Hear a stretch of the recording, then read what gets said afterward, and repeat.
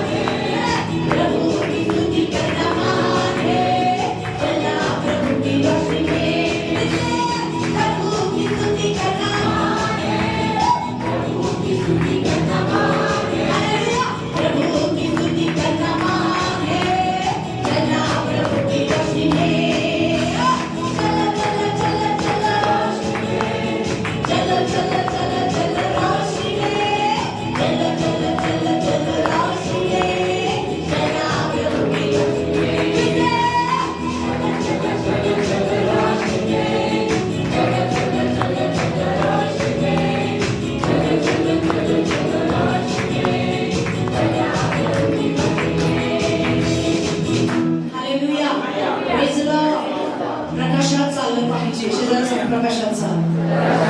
कारण जो प्रकाशात चालतो तो अंधारात राहणारच नाही. हालेलुया. जर तुमच्या जीवनामध्ये तुम्हाला चाच पडताय प्रत्येक गोष्टीसाठी तर तुम्हाला प्रकाशाची गरज आहे. हालेलुया. म्हणून बायबल आपल्याला सांगते की प्रकाश तुमच्या जवळ आहे तोपर्यंत त्याच्या बरोबर चाला. आमेन. हालेलुया. तीसरी बात, प्रभु का प्रचार करना महान है. आमेन. तैयार है आप? चलो.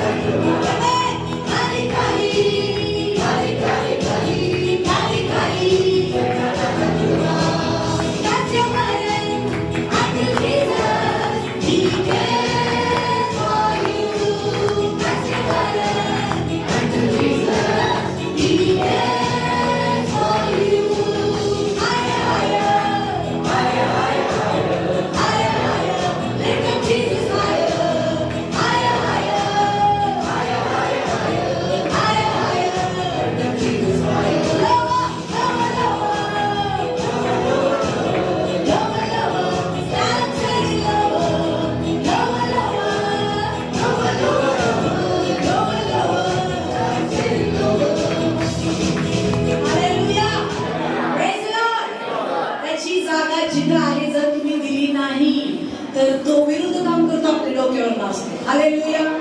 शैतानाला सांग, सैतानाला पायाखाली ठेव. तुझा राग पायाखाली ठेव.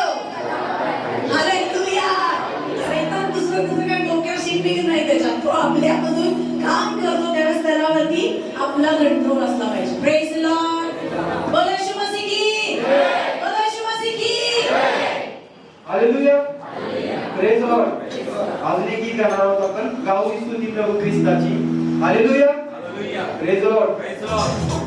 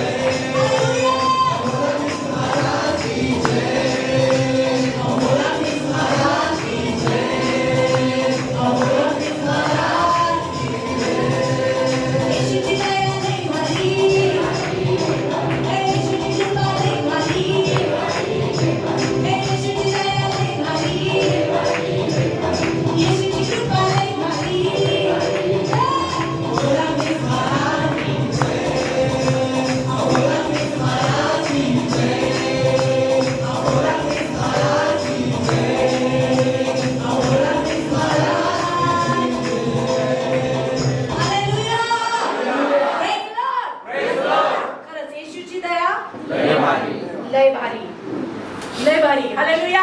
येशूची कृपा. हालेलुया. अजून एक गीत गाणार आहोत आपण, प्यार प्यार प्यार प्यार. हालेलुया. Praise the Lord.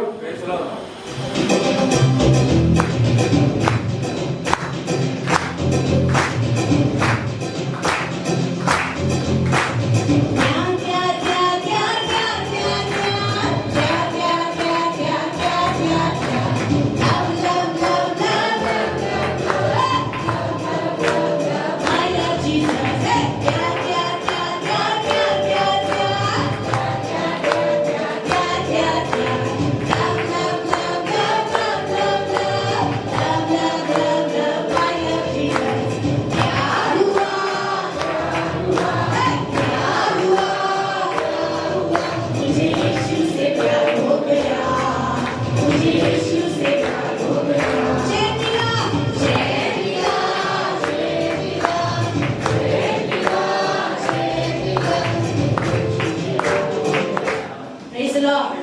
थोड़ा-सा और एक स्टेप ऊपर जाएंगे.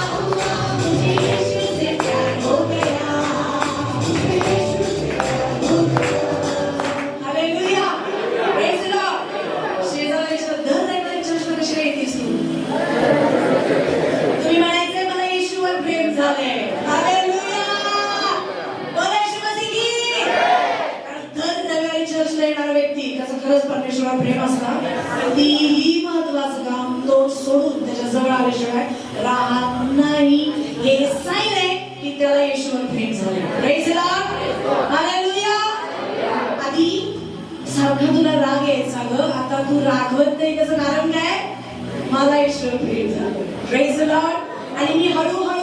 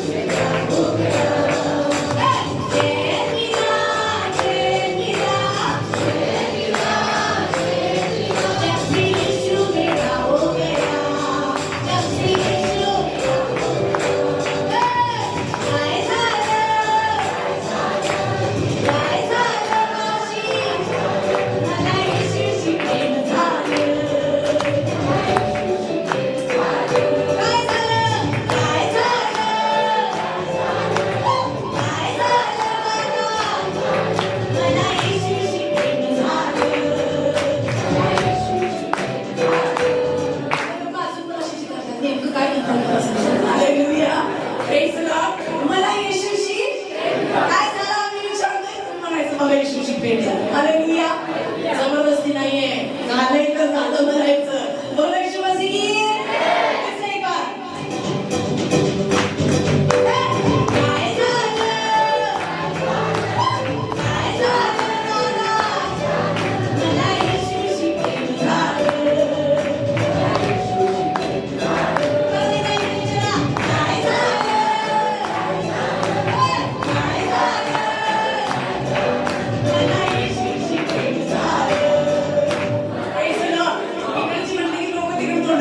म्हणजे काय मला येशूशी प्रेम झालं म्हणायलाच नको हालेलुया पण तुम्ही म्हणणार आहे सो मी front row specially front row कवा काय झालं काय झालं मला येशूशी प्रेम झालं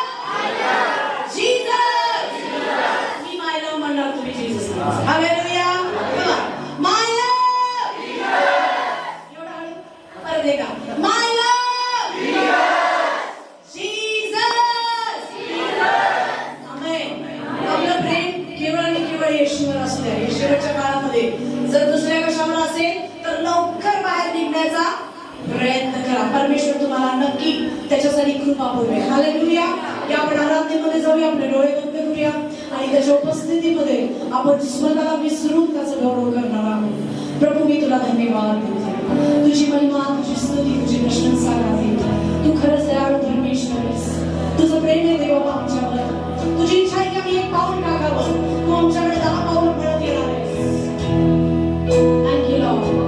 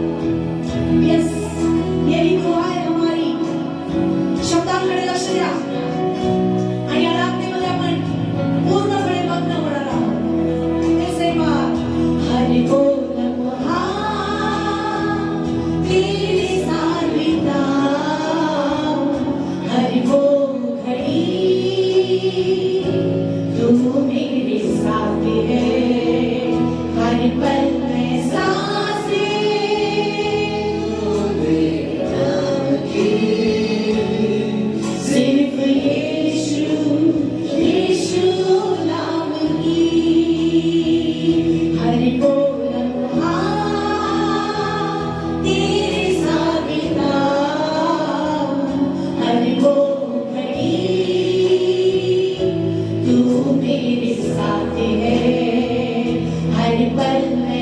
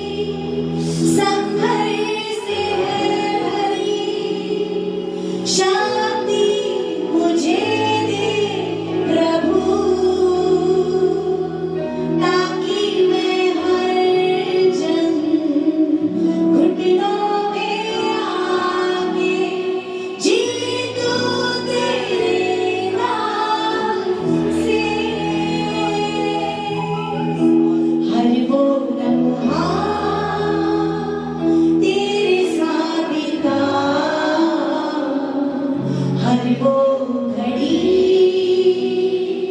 तू मेरे साथ है, हर पल में सांसें लो तेरे नाम की, सिर्फ यीशु यीशु नाम की, हर वो लम्हा सब मिलकर तेरे साथ बिताऊं, हर वो घड़ी तू मेरे साथ है, हर पल में सांसें, हर पल में सांसें लूं तेरे नाम की, सिर्फ यीशु यीशु नाम की, हर वो लम्हा तेरे साथ बिताऊं, हर वो घड़ी तू मेरे साथ है, हर पल में सांसें लूं तेरे नाम की, सिर्फ यीशु नाम की, सिर्फ यीशु नाम की, ओ सिर्फ यीशु नाम की।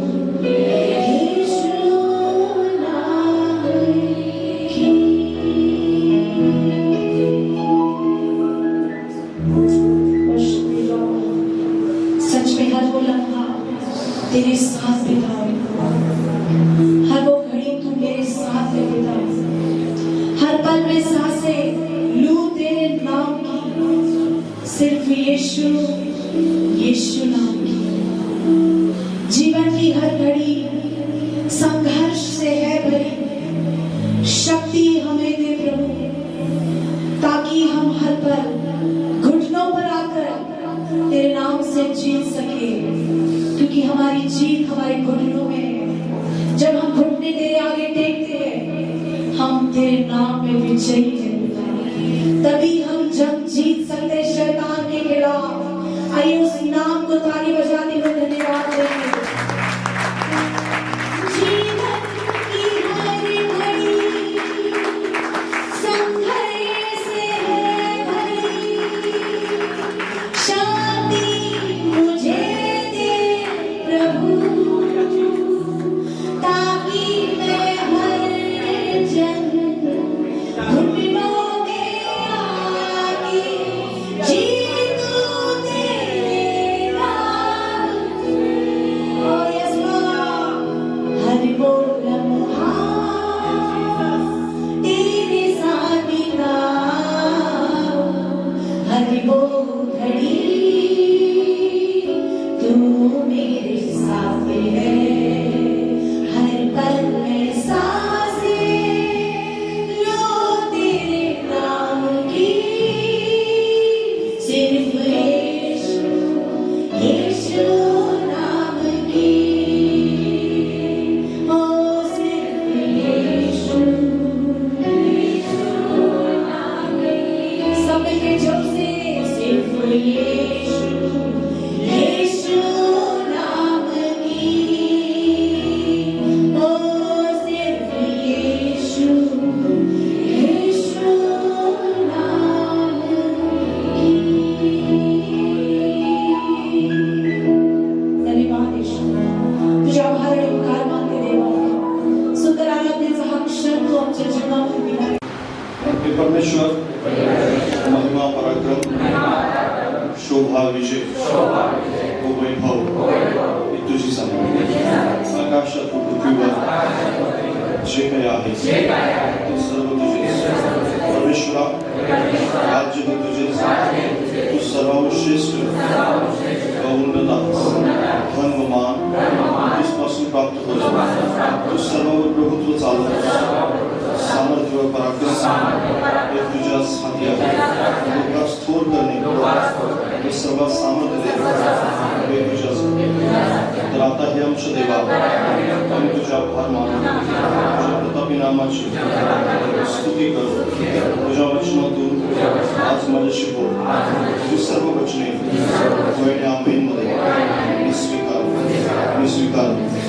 आमेन. परमेश्वर पित्या, तू आमच्यामध्ये उपस्थित आहेस, तुझा आभार मानतो, तुझी स्तुती करतो, प्रशंसा करतो पित्या. निश्चितच प्रभू देवा, तू आम्हाला सगळ्यांना प्रभू देवा विजयाकडे घेऊन जाणारा देव आहेस. तुझ्याकडे निश्चितच प्रभू शांती आहे, आनंद आहे प्रभू देवा. आणि जो कोणी तुझ्याकडे येतो, जसं तुझं वचन सांगतं, त्याला तू घालवून देत नाहीस, तर पित्या तू त्याला जवळ घेतोस प्रभू देवा. एक चांगला शमरोणी म्हणून प्रभू देवा, तू चांगल्या प्रकारे त्याची काळजी घेणार आहेस प्रभूजी. निश्चितच प्रभू देवा, तू आमच्या जीवनामध्ये पित्या आम्हा सगळ्यांना तुझ्या जवळ घेऊन आला, धन्यवाद देतो. आज तुझं वचन ऐकण्यासाठी आमचं हृदय, आमचं अंतःकरण आम्ही तयार करतो पित्या. आणि अधिक प्रभू देवा सावधपणाने पित्या आम्ही तुझ्या पवित्र आत्म्याला संधी देतो की त्यानं आमच्या जीवनामध्ये काम करावं आणि तुझे वचन आमच्या अंतःकरणावर कोरली जावे. तुझं प्रभू देवा वचन आमच्या जीवनाचा अविभाज्य घटक व्हावं पित्या, की जे आमच्यापासून गिरावून घेतलं जाणार नाही प्रभूजी. आणि प्रभू देवा ते चांगल्या जमिनीत पेरलं जावं, की जी जमीन 30 पट 60 पट आणि 100 पट तुला पीक देईल प्रभू देवा, तुला प्रतिफळ देईल असं होऊ दे प्रभूजी. आम्हा प्रत्येकाचं जीवन आम्ही तुझ्या हातात देतो. आज जे कोणी या ठिकाणी उपस्थित आहे, कुणालाही प्रभू देवा तू रिकामं पाठवणार नाहीस पित्या, असा मी विश्वास बाळगतो. जी प्रार्थना करून प्रभू देवा ते घरातून निघालेले पित्या, त्या प्रार्थनेचं उत्तर येशूच्या नावात त्यांना प्राप्त झालेलं असं प्रभू असं होऊ दे. जाते वेळेस प्रभू देवा तुझी शांती त्यांच्या जवळ असू दे, तुझा आनंद त्यांच्या जवळ असू दे. जाते वेळेस तरी कामे असणार नाही प्रभूजी, तर तुझं गौरव प्रभू देवा त्यांचा पाठीराखा असेल प्रभू देवा. तुझं गौरव, तुझी महिमा आम्ही करतो. आमची प्रार्थना ऐकत आहे, सगळे धन्यवाद देतो. सर्व महिमा आदर तुला देऊ, तारणाने येशू येशू नावात मागतो म्हणतो आहे. आमेन. Praise the lord. बसूया.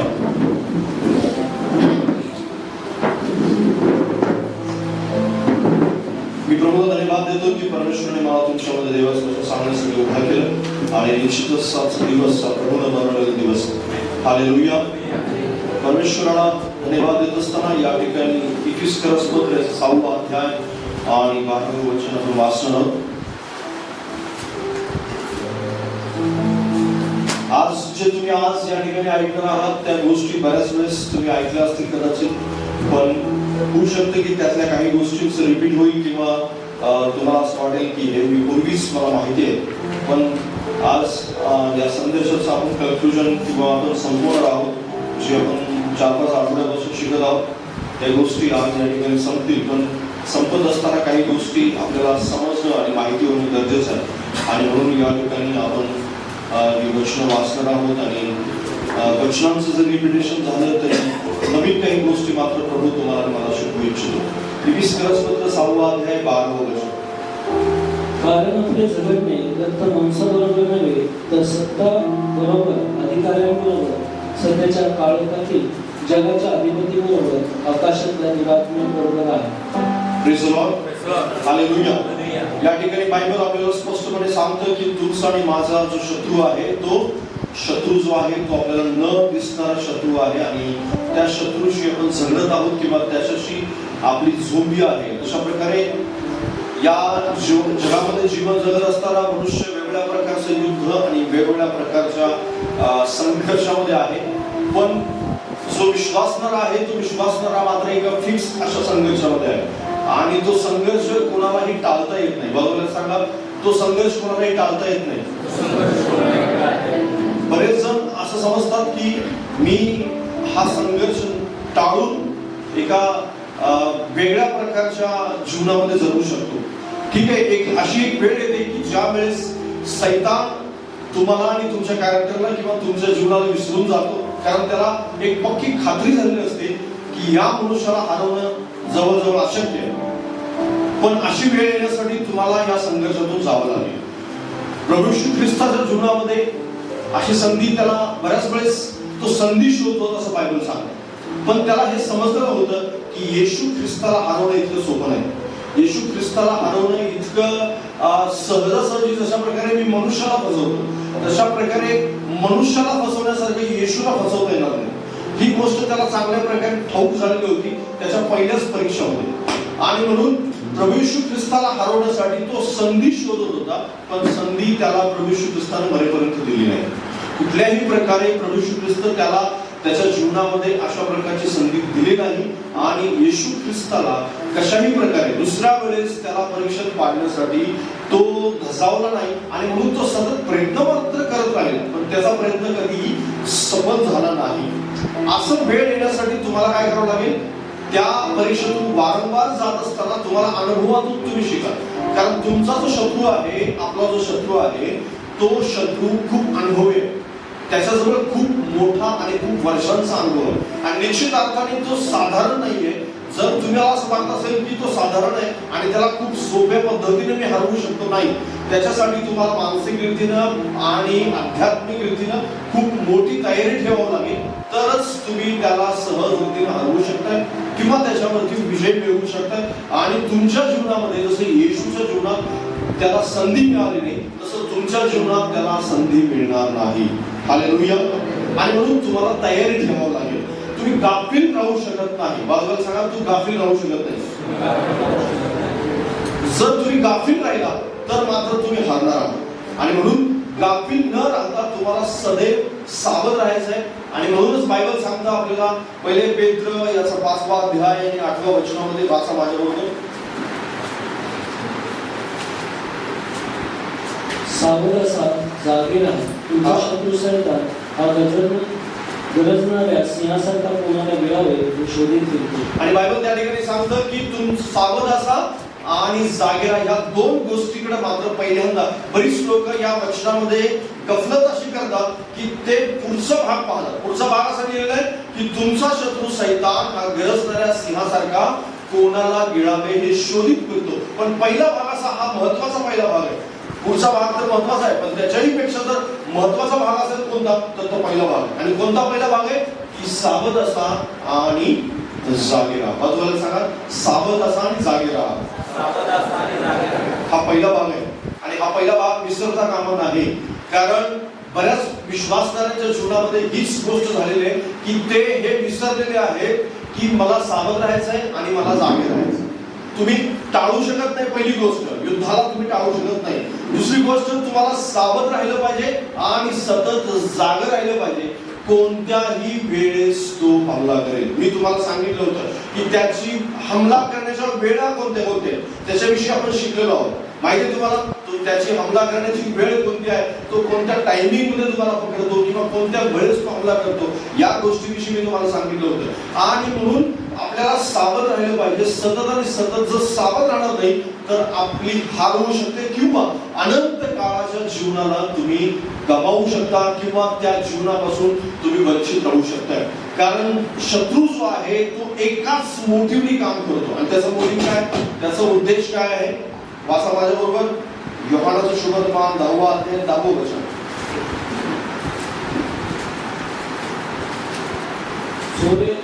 केवळ चोरी घात व नाश करण्यासाठी मी तर त्यांना जीवन प्राप्ती व्हावी व ती विपुलपणे व्हावी म्हणून आलो आहे. हा काय सांगतं वचन की तो घात करण्यासाठी आलेला. बाजूला सांगा की तो तुझा घात करण्यासाठी आहे, पण येशूमध्ये मात्र तुझा विजय आहे. बाजूला सांगा, येशूमध्ये मात्र तुझा विजय आहे. हालेलुया. जरी शत्रू तुमचा आणि माझा घात करण्यासाठी टपलेला आहे आणि तो सतत प्रयत्नशील आहे, तरी पण मी तुम्हाला सांगू इच्छितो की देवबाप हे आपल्याला यासाठी शिकवत आहे, आपल्या शत्रूची ओळख यासाठी करून घ्या की तुमचा आणि माझा विजय मात्र येशूमध्ये लपलेला आहे. आणि येशू ख्रिस्त तुमच्या आणि माझ्या विजयाविषयी जास्त उत्सुक आहे. त्याला असं वाटतं की ज्यांना मी बोलवलेला आहे, ज्यांना मी निवडलेला आहे, ज्यांना मी माझा पुत्राद्वारे मी बोलवलेला आहे, त्याचं तारण घडवून आणलेलं आहे, त्या प्रत्येकाचा विजय निश्चित करावा, त्या प्रत्येकाला शत्रूवरती मी विजय द्यावा. आणि याची तयारी येशू ख्रिस्तानं खूप चांगल्या प्रकारे करून ठेवलेली. तुमच्या आणि माझ्यामध्ये तो तयारी करत आहे. लक्षात घ्या, मंडळी यासाठी तयार झाली, मंडळीचं यासाठी स्थापना झाली की जे कोणी प्रभू येशू ख्रिस्तामध्ये तारले जातील त्यांना तयार करावं, त्यांच्या विजयाची पूर्णपणे योग्य रीतीने तयारी केली जावी, त्यांना शिक्षण दिलं जावं, त्यांच्यासाठी प्रार्थना करण्याचा समूह तयार व्हावा, त्यांना आधार देणारा, त्यांना समजावून सांगणारा, त्याच प्रकारे त्यांची काळजी घेणारा एक प्रकारचा मेंढपाळ त्यांच्यावरती नेमावा. यासाठी परमेश्वराने मंडळीची स्थापना केली. हालेलुया.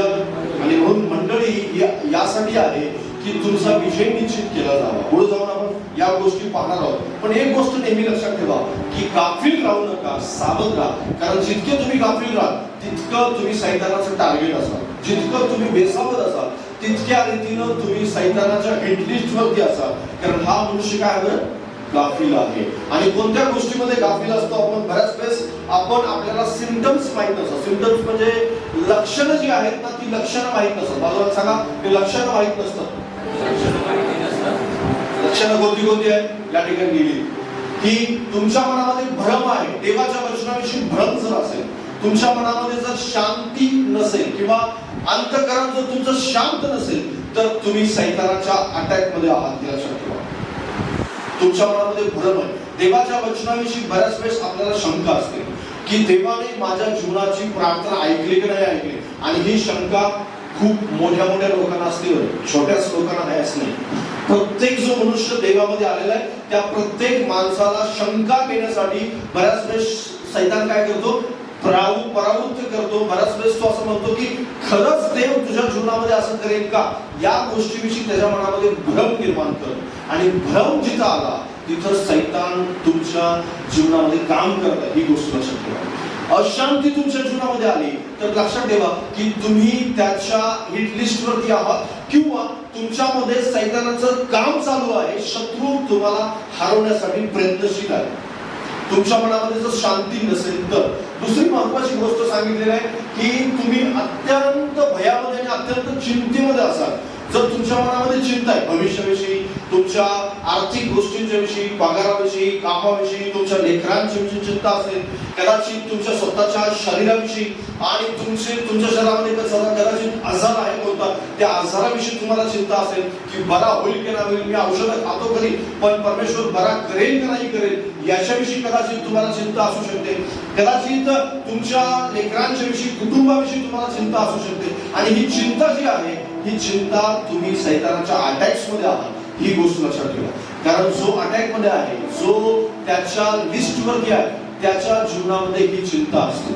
आणि म्हणून चिंता जी आहे ती सतत आणि सतत तुमच्या जीवनामध्ये जर असेल तर सैतान तुमच्या जीवनामध्ये काहीतरी काम करते.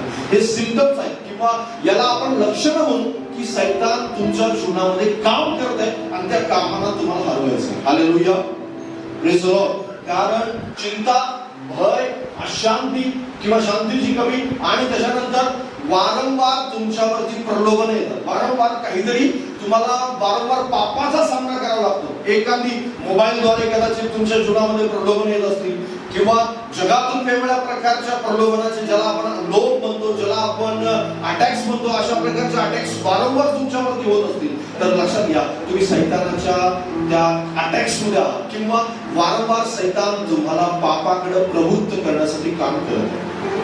आणि बऱ्याच मॅक्सिमम विश्वासदारांच्या जीवनामध्ये अशा प्रकारे गोष्टी होत राहतात. वारंवार त्याच्यावरती प्रलोभनाच्या गोष्टी येत राहतात. जशा प्रकारे शमशोन हा वारंवार फिलिस्तीन देशामध्ये जात होता आणि त्याला ही गोष्ट समजली नाही की मी माझ्या समोर येणारे जे लोक आहेत की ते लोक मला पापात पाडण्यासाठी काम करतात. दलिला असेल किंवा त्याची जी पत्नी होती ती पत्नी असेल, त्याचा सासरा जो होणार होता तो सासरा असेल किंवा बाकीचे असे बरेच लोक होते की जे त्याची शक्ती हिरावून घेण्यासाठी काम करत होते. पण शमशोनाला ही गोष्ट मात्र समजली नाही. हे प्रलोभनाचे जे प्रकार त्याच्या जीवनावरती येत होते हे त्याच्यावरती होणारी आक्रमण होती त्याला हरवण्यासाठी. कदाचित तुमच्या जीवनामध्ये सुद्धा अशाच प्रकारचे प्रलोभनाचे जे अटॅक्स आहेत, ज्याला आपण आक्रमण म्हणतो, ती आक्रमण होत असतील. तुम्हाला असं वाटत असेल की प्रार्थना बंद करावी, तुम्हाला असं वाटत असेल की चर्च बंद करावं, तुम्हाला असं वाटत असेल की वेगवेगळ्या प्रकारे ही गोष्ट माझ्यासाठीच कदाचित असेल आणि म्हणून त्याच्यामध्ये तुम्ही जात असाल. मग असं मी पर्टिक्युलर तुम्हाला तुमच्या जीवनामध्ये पर्टिक्युलर कोणताही लोभ असू शकतो.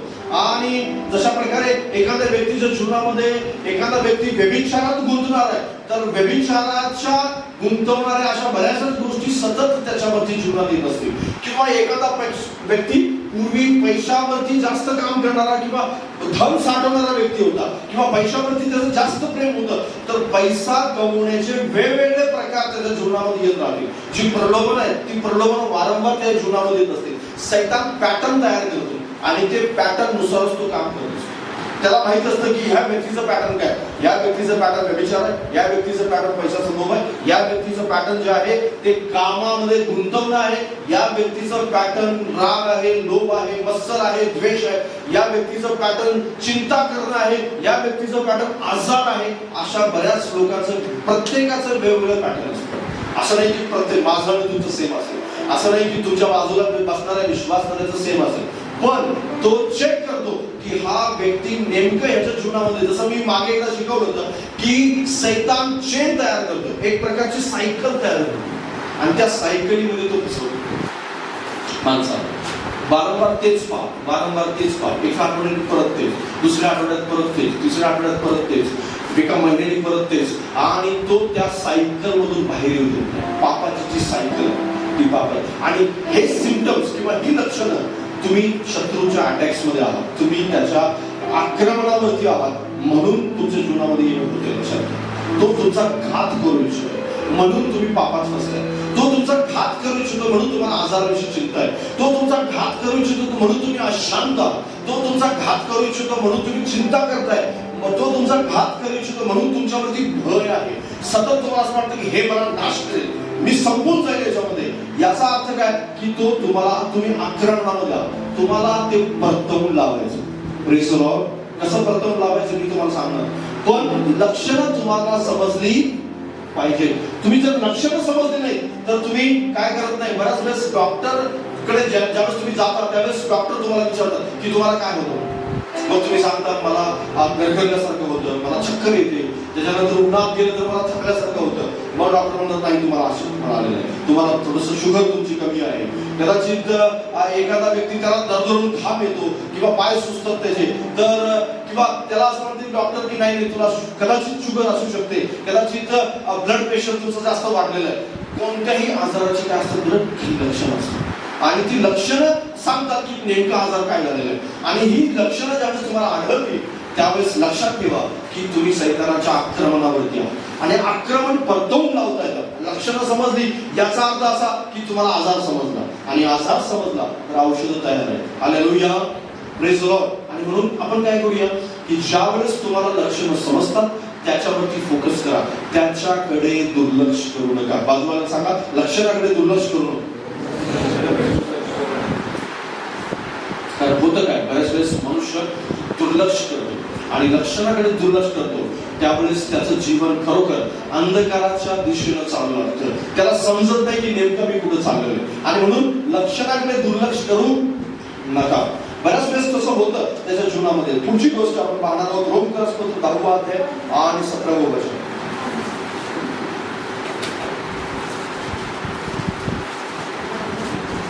ह्याप्रमाणे विश्वास वार्तेने व वार्ता ख्रिस्ताच्या नावाच्या द्वारे होते.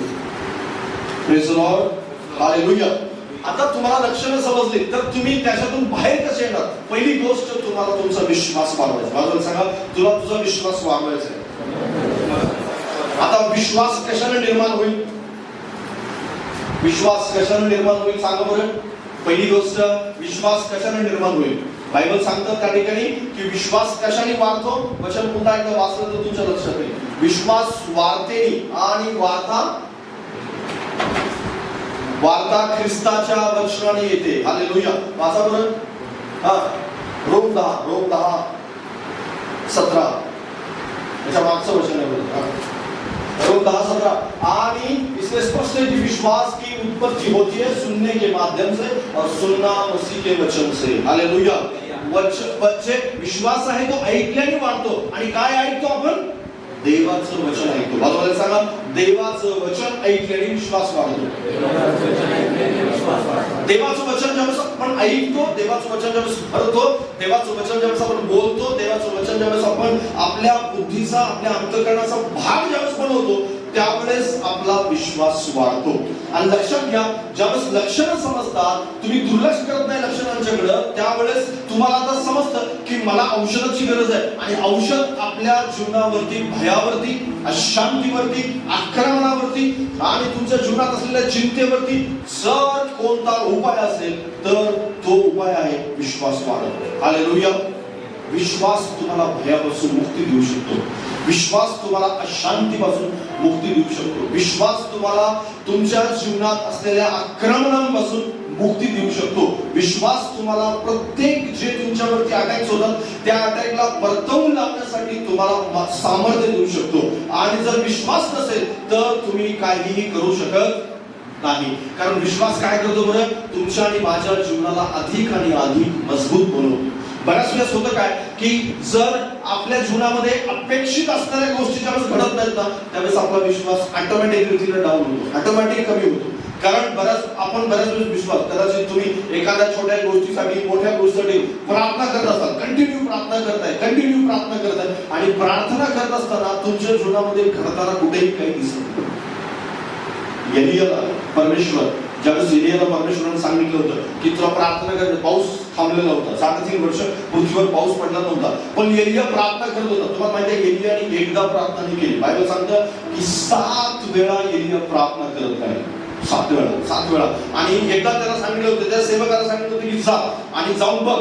तो एकदा जाऊन येतो आणि म्हणतो की अरे ढग अजून काही दिसत नाहीये. दुसऱ्या वेळेस तो जायला लावतो आणि दुसऱ्या वेळेस पण त्याला ढग दिसत नाही. तिसऱ्या वेळेस त्याला जायला लावतो, तिसऱ्या वेळेस पण त्याला ढग दिसत नाही. आणि त्यावेळेस त्याला म्हणतो 7 वेळा जा. आता त्याला जायला सांगत नाही तो, आता तो केवळ प्रार्थना करत आहे आणि त्याला सांगतो की 7 वेळा, आणखी 7 वेळा जा. आणि 7 वेळा गेल्यानंतर मात्र त्याला मोठी एवढा, 7व्या वेळेस त्याला केवढा ढग दिसतो म्हणतात, मोठी एवढा, एक मूठ जी आहे एवढाच ढग दिसतो. आणि लगेच तो खाली येतो आणि सांगतो आम्हाला की लवकर जा, कारण पावसामध्ये तुझा रथ चिखलात अडकणार आहे. Hallelujah, praise the Lord. आणि एलियाच्या शब्दानुसार करतो. लक्षात घ्या, ज्यावेळेस आपण आपल्या जीवनामध्ये प्रार्थनेचं उत्तर पाहत नाही ना त्यावेळेस होतं काय की खूप वेळेस आपण असं म्हणू शकतो, आपल्याला असं वाटू शकतं की परमेश्वर कदाचित माझी प्रार्थना ऐकणार नाही, कदाचित माझ्या जीवनामध्ये ती गोष्ट होणार नाही जी देव माझ्या जीवनामध्ये करू इच्छितो. आणि म्हणूनच त्यावेळेस आपला विश्वास काय होतो बरं, कमी होतो. आपला विश्वास त्यावेळेस ढासळतो किंवा आपल्या विश्वासामध्ये त्यावेळेस कमी पडतं. पण तुमचा आणि माझा अशा वेळेस विश्वास वाढवण्यासाठी तुम्हाला मला देवाच्या वचनाची जास्त गरज आहे. ज्यावेळेस तुम्हाला असं वाटतं की देव प्रार्थना नाही ऐकत त्यावेळेस देवाचं वचन वाचा. ज्यावेळेस असं वाटतं की देव काहीही माझ्या जीवनामध्ये करणार नाही त्यावेळेस देवाचं वचन वाचा, ते कबूल करा. वारंवार आपल्या शरीरावरती, वारंवार आपल्या जीवनावरती, आपल्या समस्यावरती, आपल्या जीवनामध्ये असलेल्या अशांतीवरती, आपल्या भयावरती, अविश्वासाच्या प्रत्येक भावनेवरती, बोललेल्या प्रत्येक देवाविरुद्ध असलेल्या प्रत्येक शब्दाविरुद्ध त्या प्रत्येकावर देवाच्या वचनाचं वारंवार तुम्हाला घोषणा करावी लागेल. जितक्या वेळा तुम्ही घोषणा कराल तितका तुमचा विश्वास वाढेल, तितकी तुम्हाला शांती प्राप्त होईल. जितक्या वेळा तुम्ही देवाचं वचन वाचाल, तुमचं हृदय त्यांनी भराल, तितकं तुम्हाला देवाचा आनंद तुमच्या जीवनाचा भाग बनेल, तितकं तुम्हाला जे आक्रमण आहे ती आक्रमण परतवून लावण्यासाठी देव मदत करेल. Praise the lord, hallelujah. कारण देवाचं सामर्थ्य आहे ते अशाच प्रकारे काम करतं. देवाचं सामर्थ्य आहे ते अशाच प्रकारे काम करतं ज्यावेळेस अशा प्रकारे आपण प्रार्थना करतो. बायबल सांगतं इब्री लोकासपत्र 11वा अध्याय आणि 6वा वचन. इब्री लोकासपत्र 11वा अध्याय आणि 6वा वचन आपण वाचूया. आणि विश्वासावाचून त्याला संतोष होईल अशक्य आहे, कारण देवाजवळ जाणाऱ्यांनी असा विश्वास ठेवला पाहिजे की तो आहे आणि त्याचा शोध झटून करणाऱ्यांना तो प्रतिफळ देणार आहे. Praise the lord, hallelujah.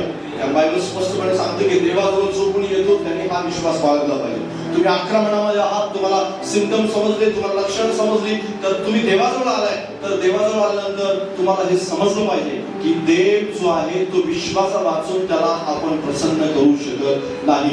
तुमचा विश्वास वाढण्यासाठी तुम्हाला जे काही करता येईल ते तुम्हाला केलं पाहिजे. कारण जितका विश्वास कमी तितकं तुम्ही सैतानाच्या आक्रमणाखाली जास्त असणार, सैतानाच्या आक्रमणासाठी तुम्ही टार्गेट असणार. बऱ्याच वेळेस होतं काय की आपला विश्वास वाढवण्यासाठी आपण प्रयत्न करत नाही, तर विश्वास कमी होण्यासाठी आपण प्रयत्न करतो. नाही, विश्वास वाढवण्यासाठी जास्त प्रयत्न केला पाहिजे. बाजूला सांगा, विश्वास वाढवण्यासाठी जास्त प्रयत्न केला पाहिजे.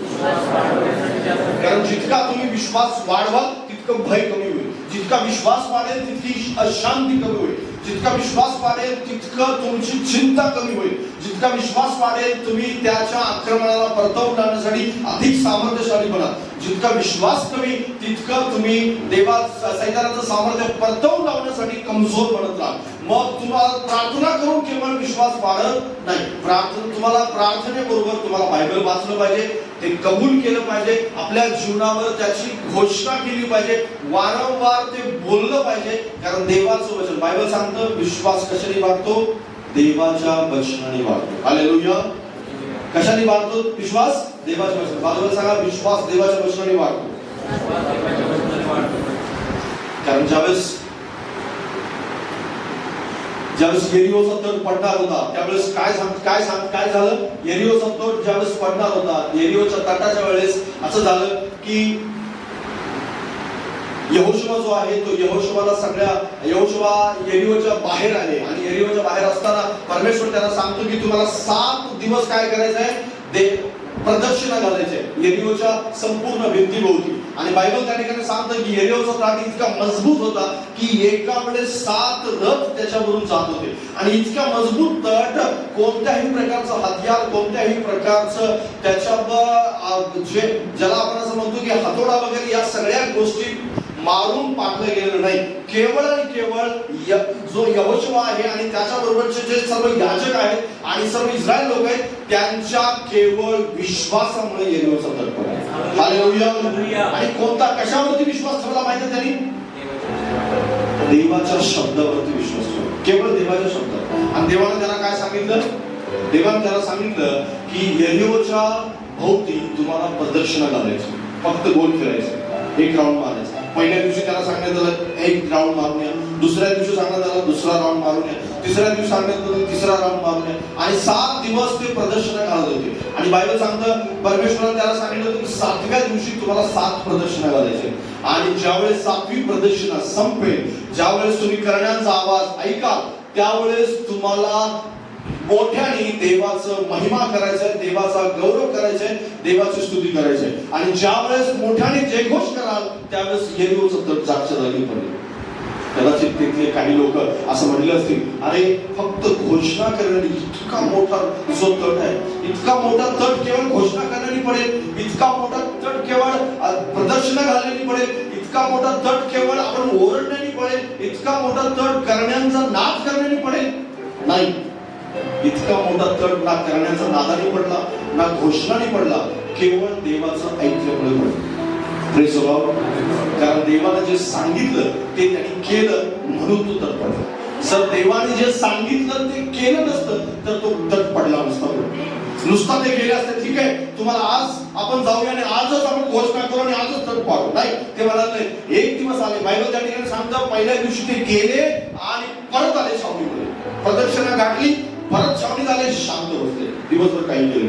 दुसऱ्या दिवशी परत गेले, परत एक प्रदक्षिणा घातली, आले, परत शांत बसले. दुसऱ्या दिवशी पण गेले, तिसऱ्या दिवशी गेले, परत आले, परत शांत बसले. देवाने त्याला सांगितलं होतं एका दिवसात 1च प्रदक्षिणा आणि 7व्या दिवशी मात्र 7 प्रदक्षिणा घालायचं. हे ऐकणं जे आहे ना खूप महत्वाचं आहे. Praise the lord. हालेलुया. कारण बऱ्याच वेळेस होतं काय की आपण ऐकत नाही, देवाने जे सांगितलं ना ते आपण ऐकत नाही. म्हणून आपल्या मनामध्ये, आपल्या जीवनामध्ये देवाचं जे देवाला अपेक्षित आहे ती कार्य आपल्या जीवनामध्ये होताना दिसत नाही. आपण आक्रमणाखाली असतो, पण आक्रमण परतवून लावण्यासाठी, तट पडण्यासाठी तुम्हाला मला ऐकावं लागेल. Praise the Lord. जर आपण ऐकणार नाही तर आपण तट कधीही पाडू शकणार नाही. तुम्हाला असं वाटत असेल, बरेच लोक असं म्हणतात की देवाच्या वचनाची मोठ्याने घोषणा करा. हो ठीक आहे, चांगली गोष्ट आहे, घोषणा केली पाहिजे. Praise the Lord. पण काही वेळेस देव शांत पण राहायचं, काही वेळेस देव असं म्हणतो शांत बस. बायबलमध्ये बऱ्याच वेळेस देवाला असं सांगितलेलं आहे केवळ स्तब्ध राहा आणि मी तुमच्यासाठी लढाई करतो. देवाला असं पण सांगितलं. काही वेळेस देवाने सांगितलं की उठा आणि मोठ्याने घोषणा करा आणि त्या ठिकाणी परमेश्वराने काम केलं. हालेलुया. गिदोनाला परमेश्वराने सांगितलं जा आणि मडके फोड आणि मी मिद्यानाची सैन्य पळवून लाव.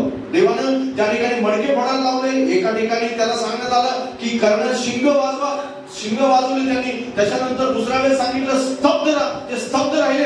सांगितलं मडके फोडा, त्यांनी मडके फोडले. काही लोकांना सांगितलं करण्याचा नाद करा, त्यांनी करण्याचा नाद केला. काही लोकांना सांगितलं जयघोष करा, त्यांनी जयघोष केला. या ठिकाणी येरिहोच्या भिंतीच्या भोवती सांगितलं की काय करा, प्रदर्शना करा, त्यांनी प्रदर्शन करा. Praise the Lord. फक्त केवळ ऐकण्याने परमेश्वराने चमत्कार केला. त्यांना जो गड आहे तो गड पाडण्यात आला. लक्षात घ्या, जर तुम्ही ऐकत असाल कुणाचं, देवाचं, जर देवाचं ऐकत असाल तर परमेश्वर तुमच्या जीवनातील गड काढून टाकणार, तुमची आक्रमण परतवून लावणार. कारण बऱ्याच वेळेस आपण ऐकत नाही आणि म्हणून परमेश्वर काय करत नाही, त्या गडांसाठी काही काम करत नाही. आणि म्हणून तुम्हाला लक्षणं समजली तर पहिली गोष्ट, देवाच्या वचनाने इतका विश्वास वाढवा, कारण विश्वासा वाचून आपण त्याला प्रसन्न करू शकत नाही. बायबल सांगतं की केवळ अब्राहामाने विश्वास ठेवला आणि त्याच्या जीवनामध्ये बऱ्याचशाच गुंतागुंत झाली असेल, पण त्या केवळ विश्वासामुळे त्याला विश्वासाचा पिता म्हणण्यात आला. आणि त्याचा विश्वास छोटा नव्हता, त्याचा विश्वास इतका भक्कम होता की आपल्या स्वतःच्या मुलाचा प्राण अर्पण करण्यासाठी सुद्धा घाबरला नाही. आणि म्हणून महत्वाची गोष्ट आहे की विश्वास वाढण्यासाठी देवाचं वचन ऐका. दुसरी महत्वाची गोष्ट, ऐकायला चालू करा.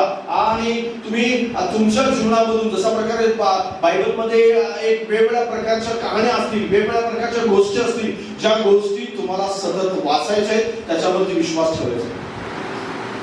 एक व्यक्ती होता ब्रदर, आणि ते वारंवार मला म्हणायचे की जो मोशे आहे आणि त्याच्यानंतर योसेफ असेल किंवा बायबल मधले जे हे स्टोरीज आहेत, बायबल मधल्या स्टोरीज, दानियेलची स्टोरी असेल, मोशेची असेल, जसं आज मी तुम्हाला यहोशुआची स्टोरी सांगितली, अशा बायबल मधल्या स्टोरीज माझ्या जीवनामध्ये काही काम करतील का? कारण त्या तर हजारो वर्षापूर्वी झालेले. आता तर मी आधुनिक काळामध्ये जीवन जगत, ज्याला आपण आधुनिक आणि सुधारलेला आणि जे टेक्नॉलॉजीचं युग म्हणतो आपण, या सगळ्या टेक्नॉलॉजीच्या युगामध्ये ह्या स्टोरीज काम करतात का? हो, काम करतात. Praise the lord. कारण माझा देव टेक्नॉलॉजीनुसार बदललेला नाहीये. माझा देव जो यहोशुआसाठी होता तो आज सुद्धा आहे. हालेलुया. गड बदलले असतील, भिंती बदलल्या असतील, यहोशुआच्या जागेवर दुसरा माणूस आला असेल, कदाचित यरीहोच्या जागेवर दुसरी भिंत असेल, कदाचित त्या ठिकाणी शत्रूच्या जागेवर, मिद्यानी शत्रूच्या जागेवर दुसरा शत्रू असेल, पण माझा देव मात्र तोच आहे. हालेलुया. जो देव यहोशुआसाठी होता तो माझ्यासाठी पण आहे, जो देव मोशेसाठी होता तो माझ्यासाठी पण आहे, जो देव अब्राहामासाठी होता तो माझ्यासाठी सुद्धा आहे. म्हणून स्टोरीज वाचा. बायबल मधल्या स्टोरीज आज सुद्धा काम करतात. बाबा सांगा, बायबल मधल्या ज्या स्टोरी आज सुद्धा काम करतात.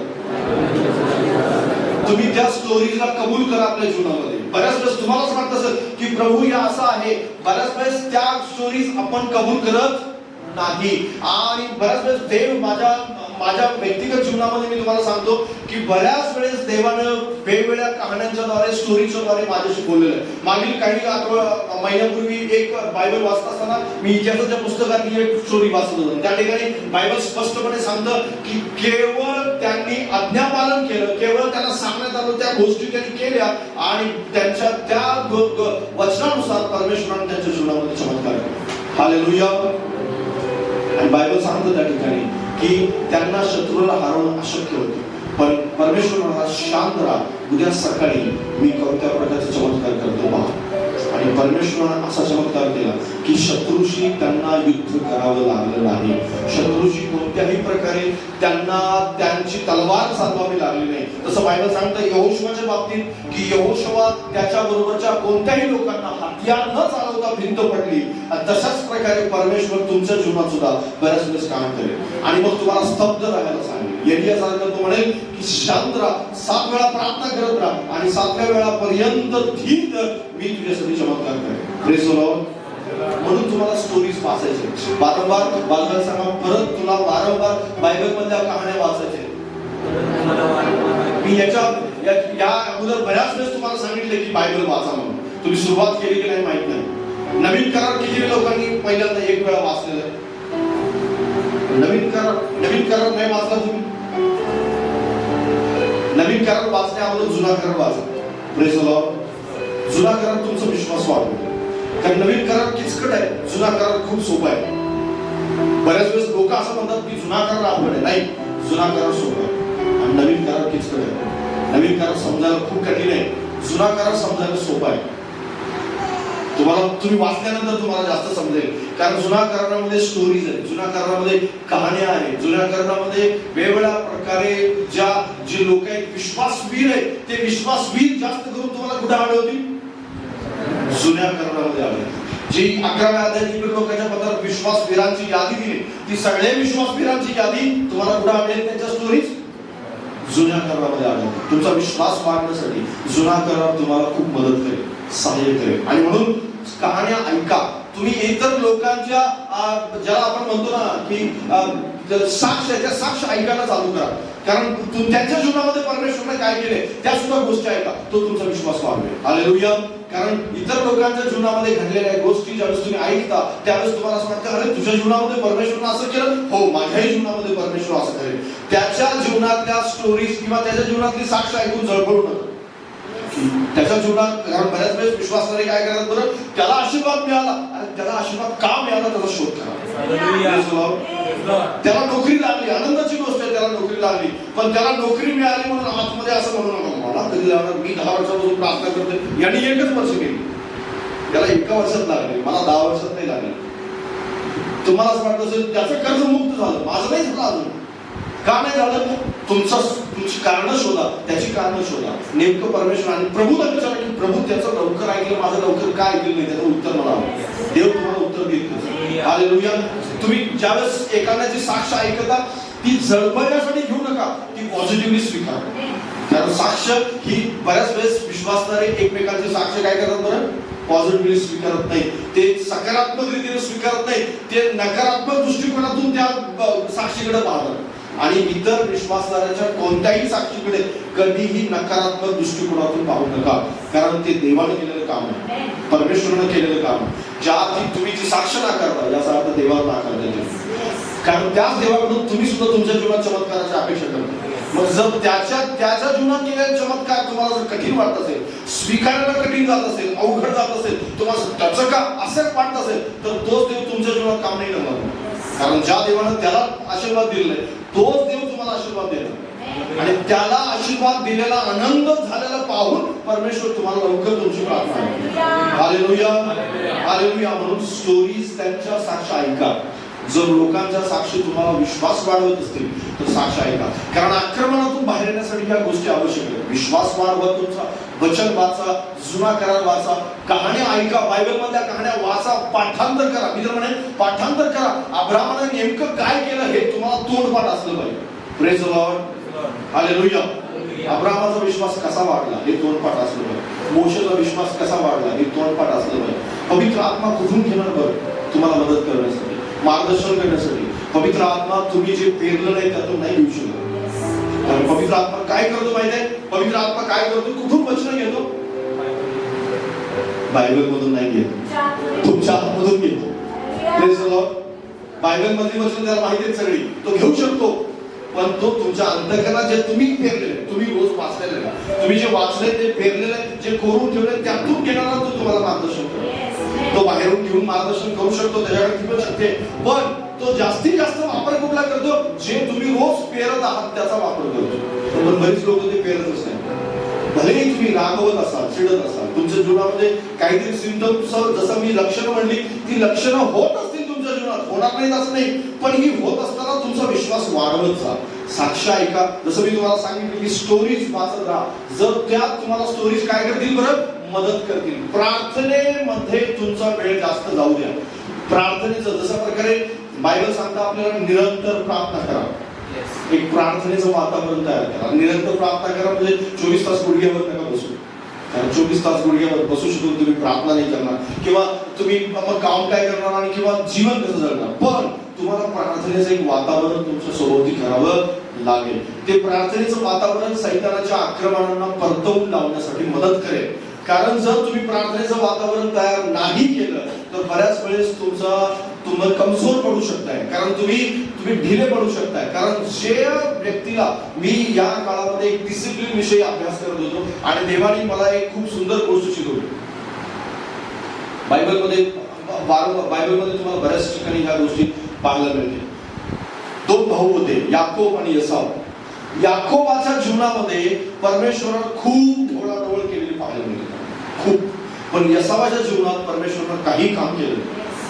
एसावाच्या जीवनामध्ये परमेश्वराने मला हे शिकवलं की एसावाकडे पूर्णपणे परमेश्वराने जसं काही दुर्लक्ष केलं.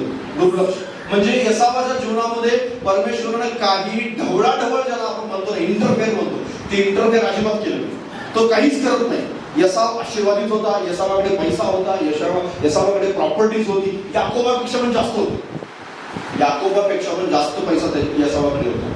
एसाव खूप पारिवारिक दृष्ट्या त्याचं खूप चांगलं होतं, त्याची बायको होती, मुलं होती, सगळं काही व्यवस्थित होतं. तो आई बापांजवळ राहिला, आई वडिलांचा सांभाळ त्याने केला, सगळ्या गोष्टी व्यवस्थित होत्या. पण यसावाच्या जीवनात इंटरफेअर मात्र देवानं अजिबात केलं. ही गोष्ट अत्यंत आणि ज्याच्या जीवनात इंटरफेअर होतं ना, त्याला मात्र सारखं संघर्ष करावा लागला. याकोबाच्या जीवनात इंटरफेअर केलं देवाने. तो पळून गेला, तिथं देवाने इंटरफेअर केलं. त्याच्यानंतर लाबान त्याच्या मागे आला, त्यावेळेस देवाने मध्यस्थी केली. यसाव आला, त्यावेळेस मध्यस्थी केली. तो परत ज्यावेळेस मिस्र देशात गेला, त्यावेळेस परमेश्वराने मध्यस्थी केली. खूप वेळेस त्याचं महत्वाची गोष्ट म्हणजे सर्वात मोठा इंटरफेअर म्हणजे काय, त्याचं नाव बदल देव. Praise the lord, hallelujah. लक्षात घ्या, ज्यावेळेस देव तुमच्या जीवनात काहीतरी असं इंटरफेअर करत आहे ना, तुम्ही आक्रमणाखाली आहात, याचा अर्थ देव इंटरफेअर करत आहे. Praise the lord, hallelujah. तुम्ही आक्रमणाखाली आहात, याचा अर्थ देव काय करत आहे, इंटरफेअर करत आहे. देव तुम्हाला वळण लावते. बायबल सांगा, देव तुला वळण लावते.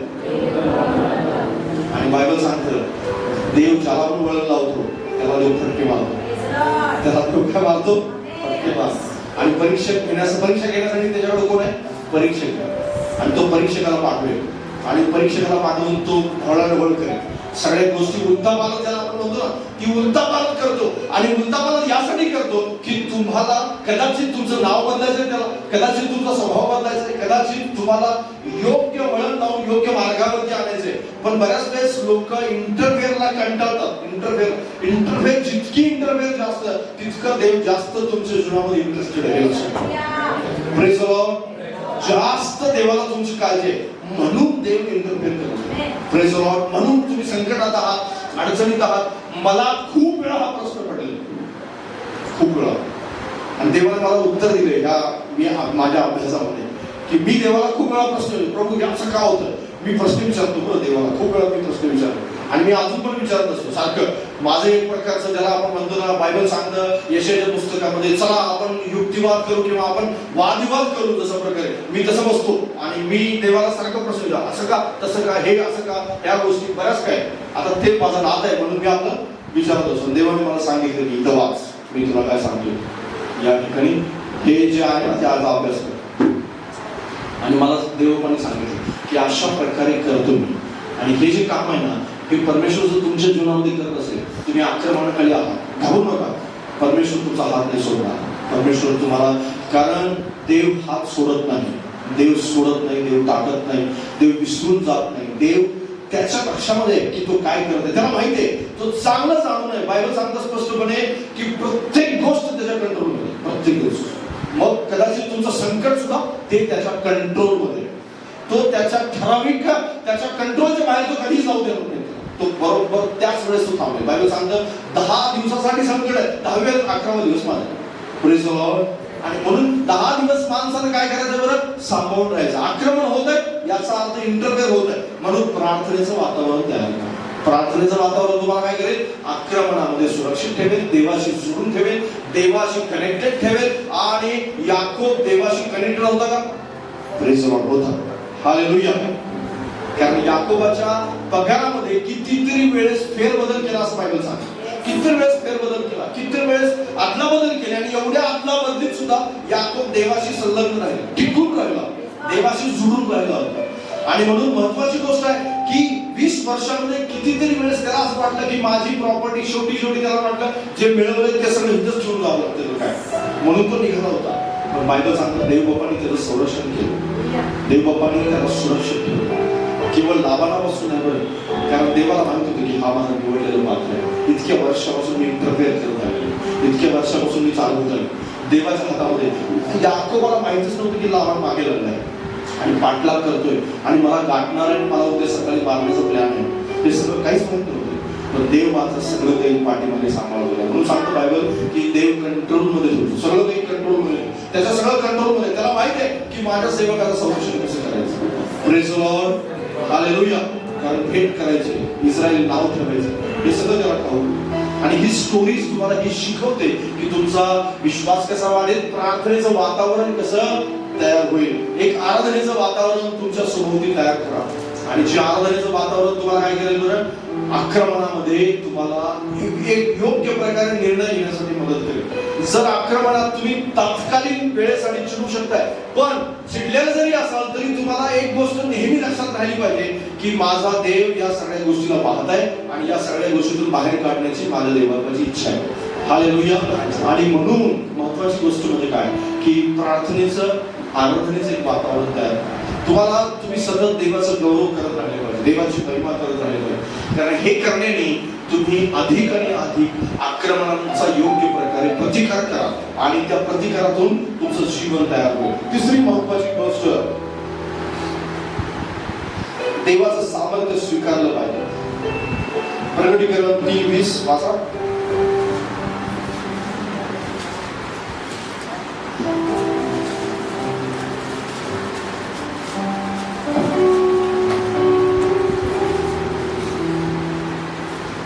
मी दाराशी उभा आहे व दार ठोकीत आहे.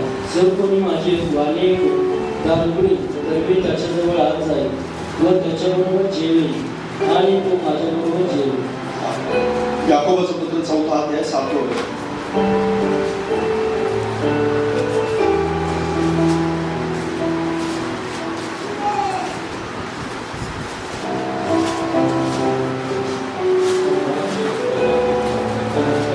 याकोब 4:7 पाठाय तुम्हाला. याच तो देवाच्या अधीन व्हा आणि सैतानाला अडवा म्हणजे तो तुम्हापासून पळून जाईल. हालेलुया. Praise the Lord. हे दोन वचनं तुम्हाला मला काय शिकवतात बरं? ही दोन्ही वचनं देवाजवळ जाण्याविषयी शिकवतात. बाजूला सांगा, देवाजवळ जाण्याविषयी शिकवतात. तिथं गेल्याशिवाय तुम्ही पावर, ज्याला आपण म्हणतो सामर्थ्य, ते सामर्थ्य प्राप्त नाही करू शकत. एकच गोष्ट आहे, तुम्हाला आक्रमणापासून विश्वास वाचवेल, आक्रमणापासून तुमचं जे तुमच्या जीवनामध्ये इंटरफेअर होत आहे त्या गोष्टी वाचवतील, प्रार्थना वाचवेल, आराधना वाचवेल. पण अजून एक सगळ्यात महत्वाचा भाग जो आहे, तो सगळ्यात महत्वाचा भाग म्हणजे काय? काहीही जमलं नाही तुम्हाला तर एक काम करा, सरेंडर करा देवाला, पूर्णपणे शरण या. काही तुम्हाला वाटत प्रार्थना नाही करतायत, जा तिथे बसा. केवळ तुम्हाला आराधना नाही करतायत, ठीक आहे, जाऊन बसा देवाला. तुम्हाला असं वाटत असेल की माझ्याकडून काही होणार नाही परमेश्वरा, पण मी तुला शरण देतो, इतकं माझ्या हातात आहे माझं. Praise the lord. हालेलुया.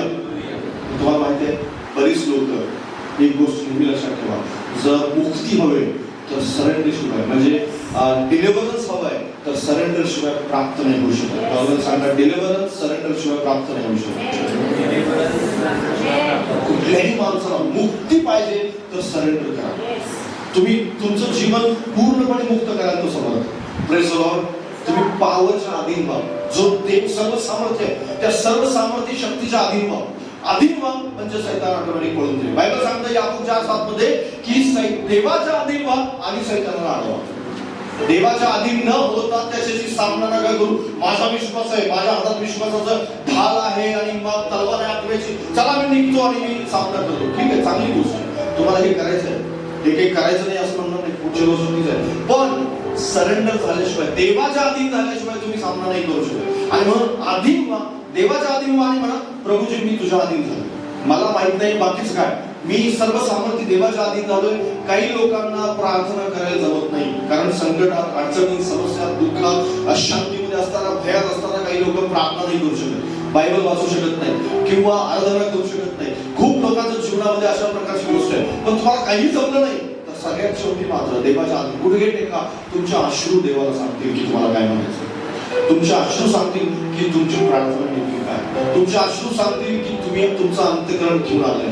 तुम्ही गुडघे टेकले, तुमचं समर्पण सांगेल की तुम्हाला अपेक्षित काय आहे, तुम्हाला काय नेमकं म्हणायचं आहे, हे तुमचं समर्पण सांगेल. बायबल सांगतं आत्मा अनिर्वाच्य करण्याने मध्यस्थी करतो स्वतः. कारण पवित्र आत्मा केवळ मार्गदर्शन करण्यासाठी नाही, तुमच्या आणि माझ्याकडून प्रार्थना करून घेण्याचं काम करतो. तुमच्या आणि माझ्याकडून प्रार्थना करून घेतो जी देवाला अपेक्षित आहे. Praise the Lord. तुम्हाला प्रार्थना करायला नाही जमली तर तुम्ही जस्ट गुडघे टेका आणि प्रार्थना प्रभू जवळ जा, म्हणा प्रभू मला काही जमत नाही. पवित्र आत्मा येईल आणि तुम्हाला स्वतः तुमच्याकडून प्रार्थना करवून घेईल. Praise the Lord. तुम्हाला प्रार्थना करायची गरज नाही, कारण पवित्र आत्म्याला माहिती आहे की एक्झॅक्ट कशासाठी प्रार्थना करा आणि तो तुमच्याकडून प्रार्थना करवून घेईल, स्तुती करून घेईल. तुमच्या अश्रू ऑटोमॅटिक घडायला लागतील. पण सरेंडर शिवाय, समर्पणाशिवाय हे शक्य नाही. हट्टी अंतकरण, बऱ्याच लोकांचं हट्टी अंतकरण जे आहे ते हट्टी अंतकरण सैतानाच्या आक्रमणाखाली घेऊन जातं. बाजूला सांगा, हट्टी अंतकरण सैतानाच्या आक्रमणाखाली घेऊन जातं. हट्टी अंतकरण, बऱ्याच लोकांचं हट्टी अंतकरण आहे. समर्पण न केल्यामुळे बऱ्याच लोकांचं जीवन मी दुःखी पाहिलं. समर्पण, केवळ त्यांना एकच गोष्टीची गरज होती की प्रभू मी तुझ्याजवळ आलोय, मला क्षमा, इतकंच म्हणायचं होतं. आणि ते त्यांनी म्हटलं नाही. आणि ते न म्हणल्यामुळं ते आज कदाचित या जगात नाही, कदाचित ते दुःखामध्ये, अडचणीमध्ये, त्यांच्या जीवनामध्ये ते समस्येत आहे. पण काही लोकांना मी हे पण पाहिलेलं आहे, केवळ त्यांच्याकडे काही नव्हतं, ना बुद्धी होती, ज्ञान होतं, ना त्याच्याकडे पैसा होता आणि शिक्षण नव्हतं, काही नव्हतं, पण त्यांनी केवळ समर्पण केलं. आणि देवाने त्यांना त्या केवळ एक समर्पण पाहून त्यांना आशीर्वाद दिला. काही नव्हतं त्यांच्याकडे, ना कुठल्याही प्रकारच्या गोष्टी नसताना सुद्धा केवळ ते म्हणाले, प्रभू मला काही येत नाही, मला प्रार्थना करायची हो, देवबापाने त्यांना प्रार्थना करायची हो. देवबापाने त्यांना, माझ्याकडे काही नाही आहे प्रभू देण्यासाठी तुला, पण मी समर्पण करतो मात्र पूर्णपणे. आणि त्यांच्या समर्पणानं त्यांचं जीवन पूर्ण बदलून टाकलं. हट्ट मनुष्याला अजून आक्रमणाकडे घेऊन जातो सैतानाचं. आणि म्हणून हट्ट तुमच्या जीवनामध्ये जर असेल ना तर ते काढून टाका. कारण हट्ट, बऱ्याच लोकांनी बायबलमध्ये हट्ट केलेले आणि ते अजून आक्रमणाखाली गेले. शाऊल होता जो हट्टी अंतकरणाचा होता. त्याला देवबाबाने सांगितलं होतं तू हे करू नको. शमूएल त्याला वारंवार सांगत होता की राजा तुला हे करायचं नाहीये. देवाच्या जो मार्ग आहे त्या मार्गाने तुला जायचं नाही. पण जे राज्याचं, ज्याला आपण म्हणतो की परिवर्तित आहे, राज्य परिवर्तित करायचं, देवाला नेमल्याला राजा आणायचा आहे आणि शौलाला खाली आणायचं आहे, ही गोष्ट साध्या सोप्या पद्धतीत देवाच्या पद्धतीने झाली असती. पण शौलाच्या हट्ट्यामुळे ते सोप्या पद्धतीने नाही झालं. शौलाला स्वतःला आत्महत्या करावी लागली. याचं कारण हे होतं की शौल हट्टी होता. जो म्हणाला की नाही, मी देवाने जो नेमलेला तीच गोष्ट मी बिघडवण्याचा प्रयत्न केला. आणि म्हणून जो अभिषिक्तच मेला तर देव कुणाला राजा म्हणून नेले. पण तो विसरला होता की देव दगडापासून सुद्धा मनुष्य तयार करू शकतो. देवाने जर दावीदाला निवडलेलं, दावीद जर कदाचित मेला असता शौलाने त्याला मारलं असतं तर दावीदाने 1000 दावीद, परमेश्वराने 1000 दावीद तयार केले असते. हालेलुया. तेवढं सामर्थ्य देवाचं नक्कीच आहे. पण शौल मात्र त्याला विरोध करायला गेला आणि त्याच्या त्या विरोधामुळे त्याला एक वेळ अशी आली की मेलेल्या शमूएलला त्याला परत पात्र बोलवावं लागलं. ही वेळ त्याच्यावरती. पण परमेश्वर बायबल स्पष्टपणे सांगतं की शौलाचा हट्टीपणा त्याला ह्या गोष्टी करायला भाग पाडला. आणि म्हणून आक्रमणाखाली तुम्हाला जायचं नसेल तर सरेंडर व्हा, शरण या, गुडघे टेका. मी तुम्हाला सांगतो परमेश्वर तुमच्या जीवनावरती कृपा करेल, सगळ्याचं भाग पडेल. हालेलुया. हट्ट.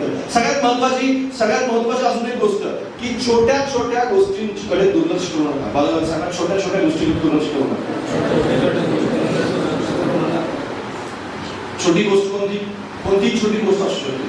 बायबलमध्ये बऱ्याच वेळेस जे मोठी लोक होऊन गेली आणि ज्यांनी खूप मोठं पातक केलेलं आहे त्याची सुरुवात खूप छोट्यातून झाली, खूप छोट्या.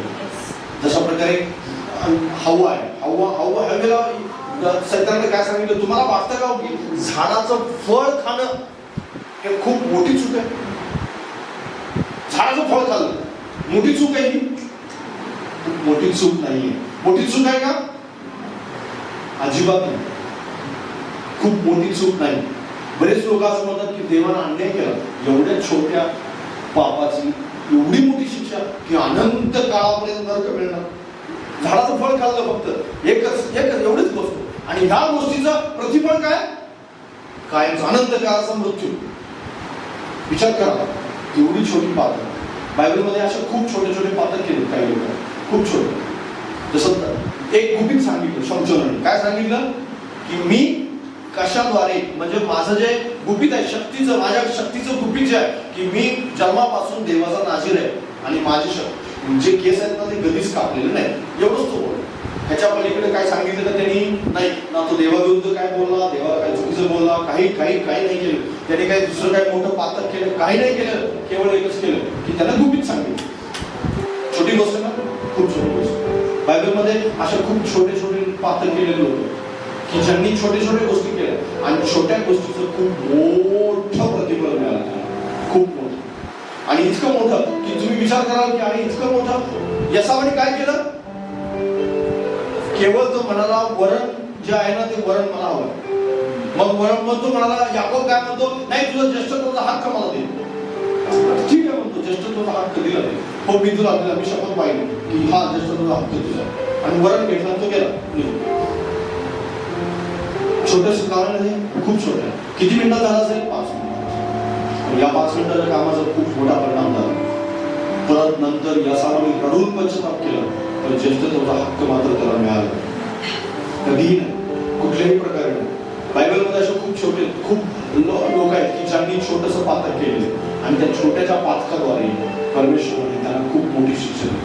तुमच्याही जीवनात तुम्हाला असं वाटत असेल, सैतानाने काय केलं माहिती का? सगळ्यात मोठं आक्रमण तर हेच आहे. काय आक्रमण? की सगळ्या पापांचं जे परिणाम आहेत ना, सगळ्या पापांचे जे परिणाम आहेत, किंवा ज्याला आपण असं म्हणतो की खूप मोठं जे पाचकाचं परमेश्वरानं एवढं मोठं सांगितलंय की ह्या पाचकाचा हा परिणाम आहे, हे आहे, हे आहे, या सगळ्याचं त्यानं महत्व कमी केलेलं आहे. आणि त्याला म्हटलं की एवढी छोटीशी गोष्ट आहे, काही होणार नाही. हेच सैतानानं सगळ्यात मोठं आक्रमण माणसावर केलं. खूप मोठं आक्रमण आहे की विश्वासणारे असतील, अविश्वासणारे असतील, सगळ्यांना त्याने हेच सांगून ठेवलेलं आहे की ह्या छोट्याशा पातकाची काहीही तुला शिक्षा मिळणार नाही, उद्या तू क्षमा मागू शकतोस. विश्वासणाने हे सांगितलं. आणि त्या लोकांना काय सांगण्यात आलेलं आहे, जे अविश्वासणारे आहेत, एक सिगरेटनी काही होत नाही, एक तंबाखूच्या पुढीने, एका वेळेच्या तंबाखूनी काही होत नाही. ते बाजूवाल्याला तंबाखूवाले दाखवतो, बघ हा 50 वर्षापासून तंबाखू खातो, झाला कॅन्सर त्याला, तू पण खातो नाही. तो दुसऱ्याला दाखवतो की हा मनुष्य कितीतरी वर्षांपासून दारू पितोय, झाली त्याची लिव्हर खराब नाही झाली, तुझी कुठं होणार आहे? पण त्याची जर झाली नाही, तुझी कशी होईल? तू पिऊ शकतोस. साधी गोष्ट. तो अविश्वास करायला हे सांगतो. विश्वास करायला काय सांगतो? एक खोटं बोलल्याने काही होत नाही, एकदा अक्षर बुडवल्याने काही होत नाही, एक दिवस प्रार्थना न केल्याने काही होत नाही, एक दिवस बायबल न वाचल्याने काही होत नाही, एक दिवस आराधनेला उपस्थित न राहिल्याने काही होत नाही. ऊन किती आहे आराधना. मला मागच्या वेळेस एका ब्रदरने सांगितलं, पास्टर ऊन खूप आहे म्हणून मी आलो नाही.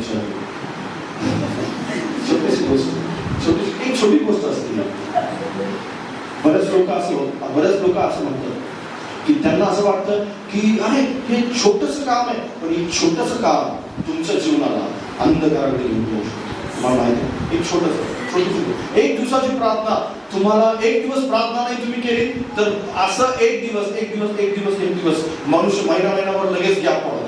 मी तुमच्यापैकी बऱ्याच लोकांना म्हणत आहे की तुम्ही बायबल किती वेळा वाचला, हात नाही करत आहेत बरं, कारण त्यांना भीती वाटते की अरे बायबल मधून 5 प्रश्न विचारले आता काय. कारण वाचलं नाही काळजीपूर्वक. स्टोरीज मी पाठ करायला सांगितल्या. का करायला सांगितल्या? कारण देवबाग तुमच्या आणि माझ्याकडून अशा छोट्या छोट्या खूप चांगल्या आज्ञांची अपेक्षा करतो. आणि एक असं छोटं रोज प्रार्थना करून तुम्ही असं म्हणू शकताय, गेल्या 5 वर्षापासून मी एकही दिवस बुडवला नाही की मी ज्या दिवशी प्रार्थना केली. रोज मी प्रार्थना करते. हालेलुया. हे तुम्ही हे 5 वर्ष कंटिन्यूअस करत राहावं लागेल. तशा प्रकारे मी म्हणालो ना सुरुवातीला की इंटरफेअर करतो परमेश्वर म्हणजे काय करतो बरं? तुम्हाला प्रार्थना करायला लावतो. इंटरफेअर करतो म्हणजे तुमच्याकडून सिली मिस्टेक ज्याला म्हणतो ना आपण, छोट्या चुका म्हणतो ना, त्या छोट्या चुका होऊ देत नाही. हालेलुया. Praise the Lord. छोट्या चुका होऊ देत. तो छोट्या चुकांपासून तुम्हाला सुरक्षित ठेवतो. आणि तुम्ही जर म्हणत असाल की हे छोट्याशा चुकीद्वारे काय होणार, खूप मोठा परिणाम होऊ शकतो. त्या 10 कुमारीपैकी 5 कुमारांनी एकच चूक केली होती. खूप मोठी चूक नव्हती, फक्त त्यांनी दिव्यामध्ये तेल आणलं नाही, एवढंच काम केलं. त्या एका चुकीमुळे आत नाही गेलं. कदाचित विश्वासणारे, मी तुम्हाला खरं सांगतो की विश्वासणारे जे आहेत ना, खूप छोट्या चुकामुळे स्वर्गात जातात. छोट्या चुका बायबल स्पष्टपणे सांगतो, वाचा माझ्याबरोबर गीतरत्न पुस्तक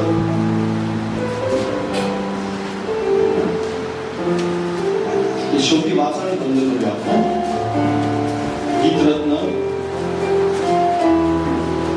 1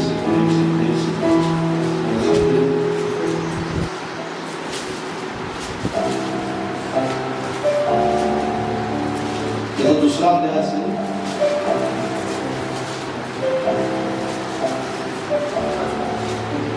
दुसरा अध्याय 15 वचन.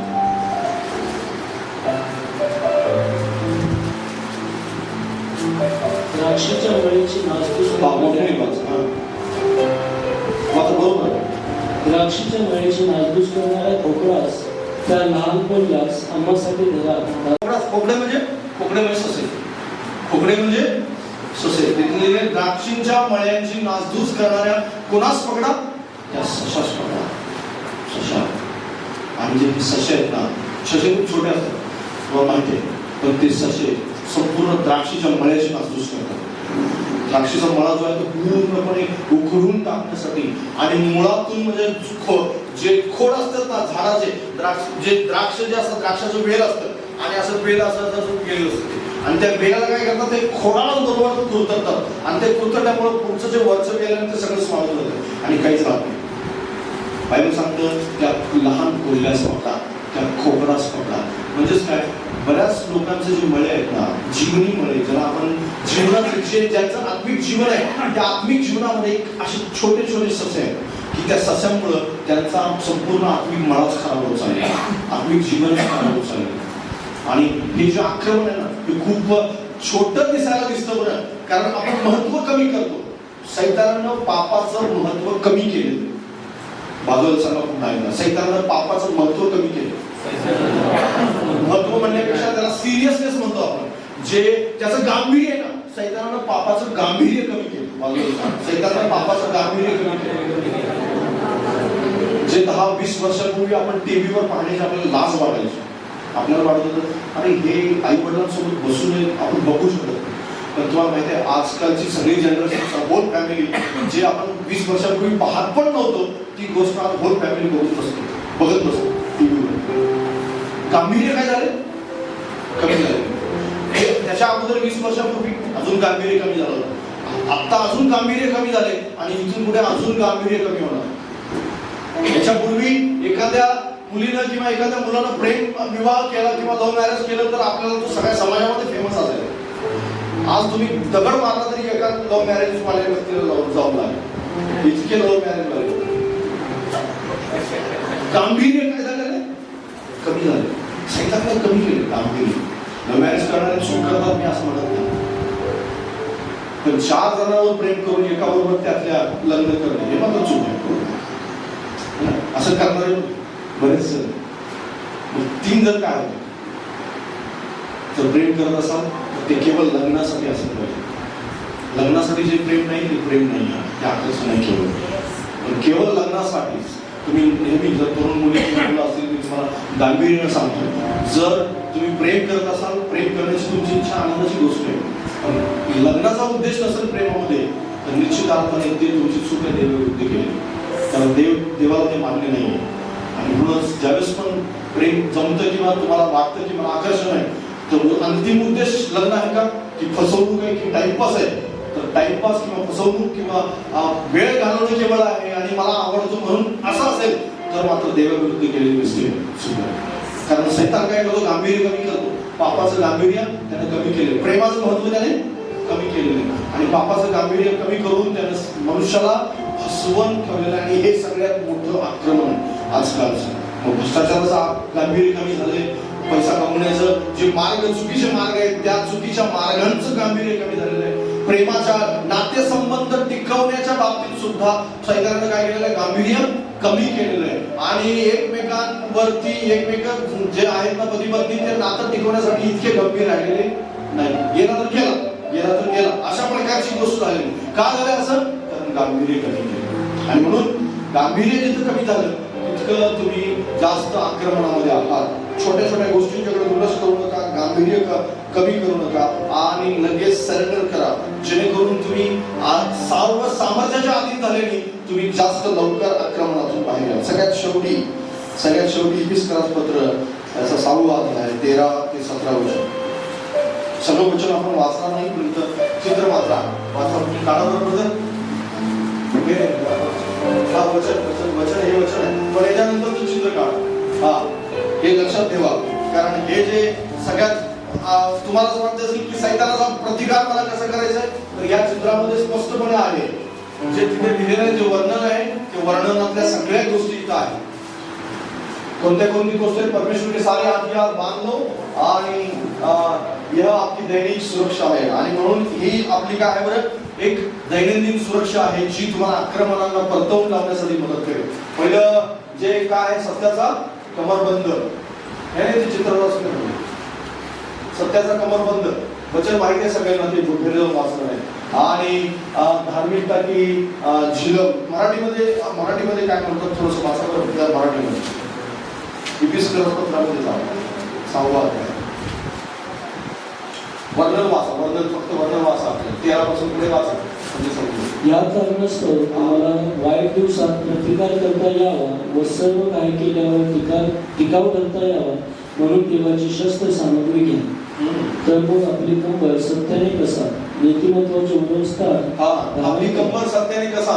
पहिली गोष्ट म्हणजे आपली कंबर सत्याने कसा, म्हणजे ज्याला आपण सत्याचा कमरबंद म्हणतो. दुसरी गोष्ट नीतिमत्वाचे उरस्त्राण म्हणजे छातीवरची आहे. नीतिमत्वाचं उरस्त्राण म्हणजे नीतिमत्व म्हणजे काय. नीतिमत्व म्हणजे धार्मिकता. नीतिमत्व म्हणजे धार्मिकता. बाजूला सांगा नीतिमत्व म्हणजे धार्मिकता. डुप्लिकेट धार्मिकता नाही. बाजूला सांगा डुप्लिकेट धार्मिकता नाही, ओरिजिनल धार्मिकता.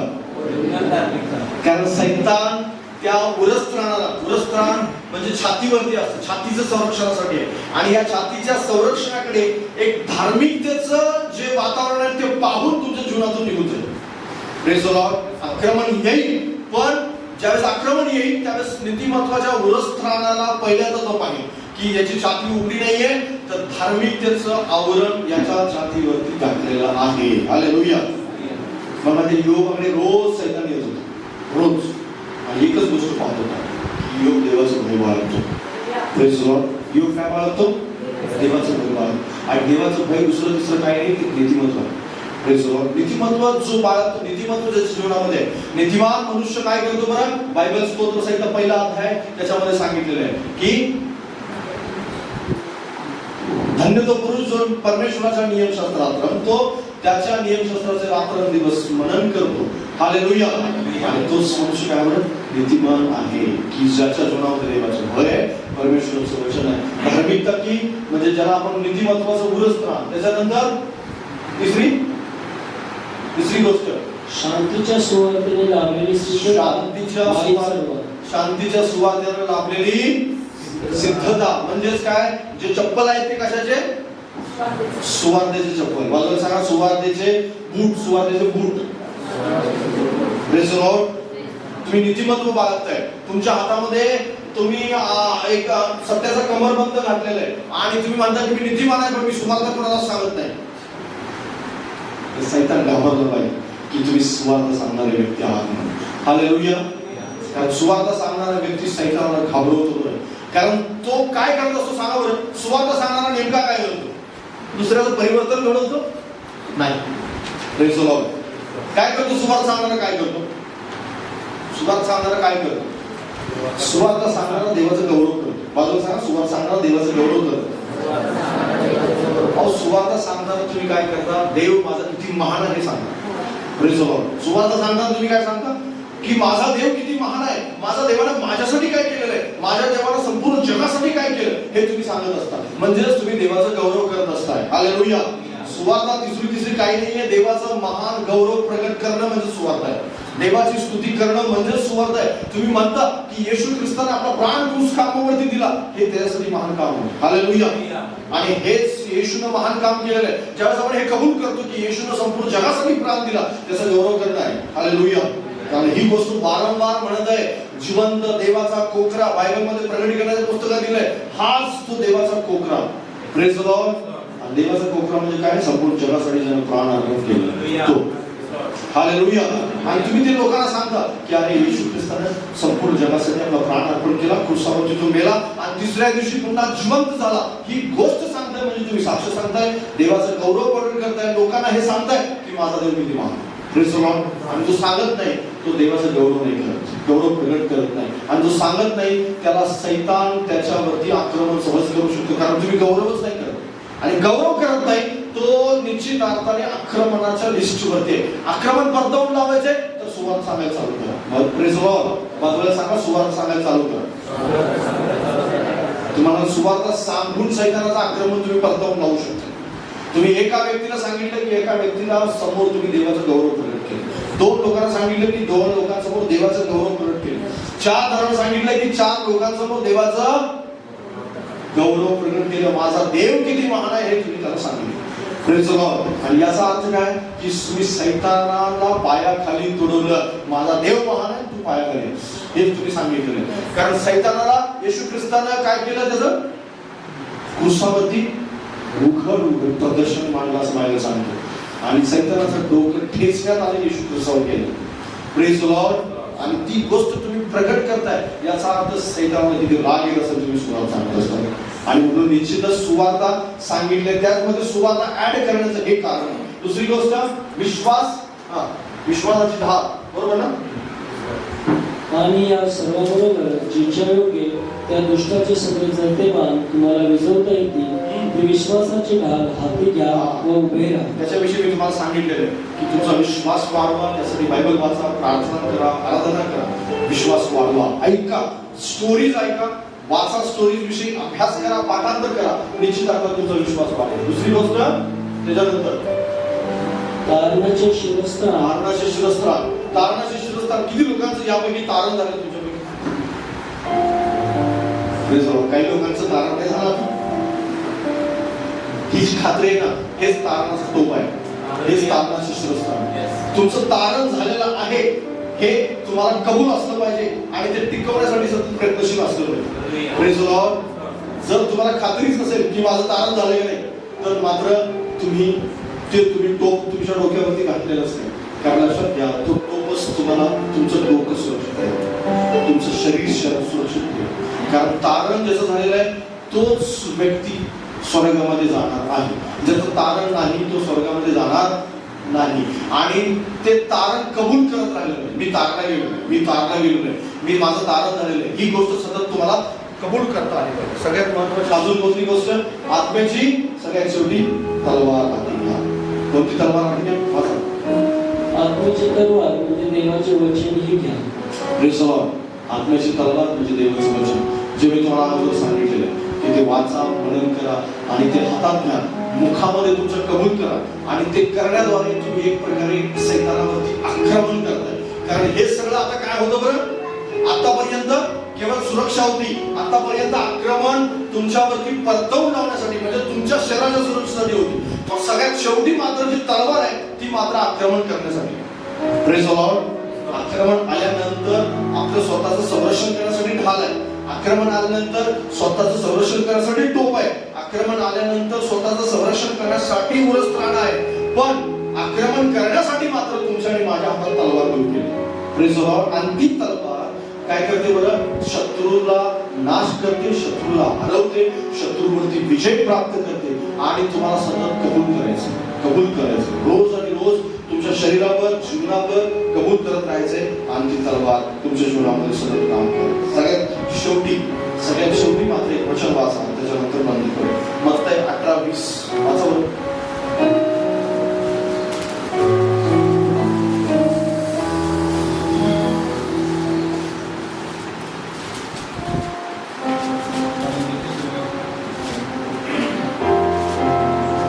कारण जेथे दोघे किंवा तिघे माझ्या नावाने जमले आहेत तेथे त्याच्यामध्ये मी आहे.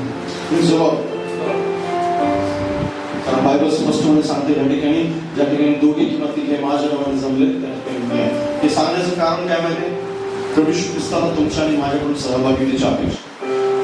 या सगळ्यामध्ये लढाई करत असताना एकटे पडू नका. बायबल सांगा एकटे पडू नकोस. एकटा पडला ना तर सैतानाचं तुम्ही सॉफ्ट टार्गेट असाल. आक्रमण आले तुमच्यावर, मी सुरुवातीला सांगितलं लक्षण दिसतंय तुम्हाला काहीतरी आक्रमणाखाली, मी काहीतरी इंटरनेट चालू आहे, काहीतरी उलथापालथ चालू आहे, तर तुम्ही अलाइन व्हा कुणासोबत तरी. आत्मिक माणसासोबत जोडले जा, आत्मिक माणसासोबत कनेक्टेड व्हा, आत्मिक माणसासोबत मंडळीसोबत जोडले जा.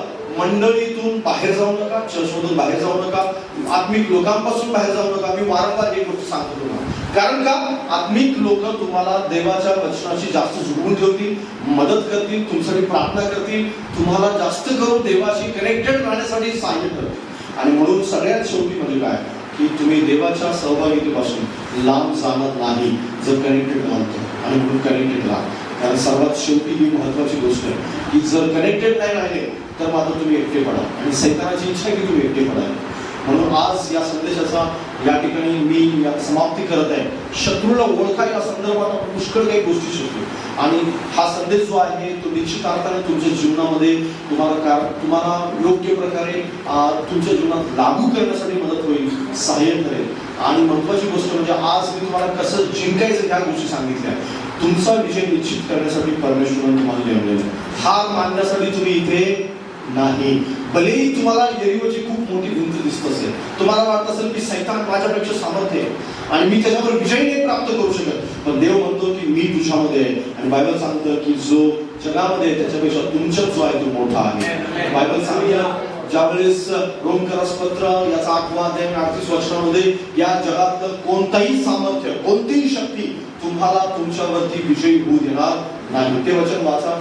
आणि सगळ्यात शेवटी 8वा अध्याय 38 वचन, रोम 8:38 आणि आपण करू.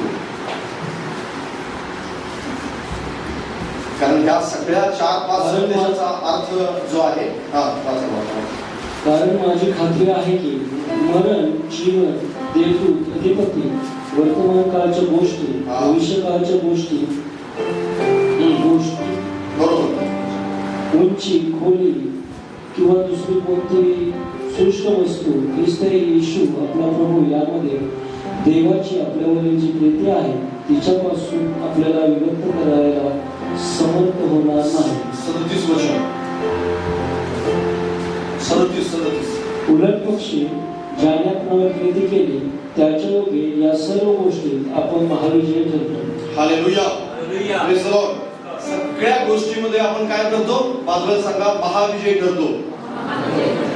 सगळ्या गोष्टीवरती आपण महाविजयी आहोत. मी तुम्हाला हा संदेश आणि हे सगळे जे संदेशाची शृंखला आहे, लिंक आहे, या गोष्टी शिकवण्याचं कारण हे आहे की तुमचा विजय निश्चित व्हावा आणि तुमच्यापैकी जास्तीत जास्त लोकांनी प्रभू येशू ख्रिस्तासोबत एक आलाय म्हणून, जगसोबत आलाय म्हणून एकमेकांशी जोडले जाऊन तुम्ही जास्तीत जास्त विजयी जीवन जगावं अशी देवबापाची इच्छा आहे. तुम्ही हार मानू नये, कारण बऱ्याच वेळेस हार मानण्याचे प्रसंग येतील, पण मी तुम्हाला खात्री देतो की तुमचा विजय अगोदरच निश्चित झालाय. अगोदरच तुम्ही विजय घोषित केलेले आहात. अगोदरच तुम्हाला परमेश्वराने विजयी म्हणून ठरवलेला आहे. बायबल सांगतं रुद्रात जन्मल्यापूर्वीच तुमच्या आणि माझी निवड झाली होती. माझी पिंड रोपाने आकृती तयार होण्यापूर्वीच देवाच्या डायरीत मी होतो. देवाच्या तळहातावर माझी आकृती होती आणि तेव्हापासूनच मी पास्टर आहे आणि तेव्हापासूनच मी देवाचा सेवक आहे आणि तेव्हापासूनच देवाने माझा विजय निश्चित करून ठेवलेला आहे. हालेलुया. या दिवशी तुम्ही घरामध्ये जन्मले, तुमचं आडनाव काही असू द्या, तुमचं नाव काही असू द्या, ज्या दिवशी तुम्ही जन्मले त्या दिवसाच्या अगोदरपासून तुमचं संपूर्ण भविष्य परमेश्वराने तयार करून ठेवले. तुम्हाला फक्त देवाशी जोडलं जायचं, त्याच्या आज्ञा पाळून त्याचं ऐकायचंय. मी तुम्हाला खात्री देतो की यरीहोचा तळ पाडला जाईल. शांतपणे, कधी कधी तुम्हाला शांतपणे परमेश्वर तुम्हाला प्रदर्शन घालायला लावेल, कधी शांत बसायला लावेल, कधी घोषणा करायला लावेल, कधी आज्ञा पाळायला लावेल, कधी परमेश्वर वेगवेगळ्या प्रकारच्या आज्ञा तुम्हाला देईल. पण ज्यावेळेस तुम्ही ते केलं त्यावेळेस यरीहोचा पट जो तट आहे तो पडलेला तुम्हाला दिसेल आणि परमेश्वर तुमचा विजय निश्चित करेल. प्रभू करो तुम्हाला सगळ्यांना खूप खूप आशीर्वादित करो आणि तुम्हाला सर्व गोष्टीमध्ये विजयी करो. हालेलुया, आमेन. या